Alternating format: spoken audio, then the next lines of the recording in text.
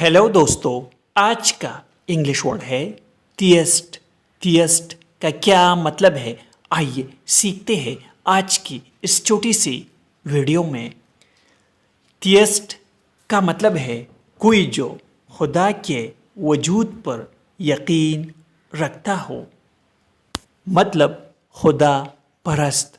In English, it means someone who believes in the existence of a God. For example, she is neither anti-theist nor theist. इसका मतलब है वो न तो मुखालिफ है और न ही दीन परस्त है। दोस्तों, मज़ीद वीडियोस देखने के लिए हमारे इस चैनल को ज़रूर सब्सक्राइब करें। Thanks for watching.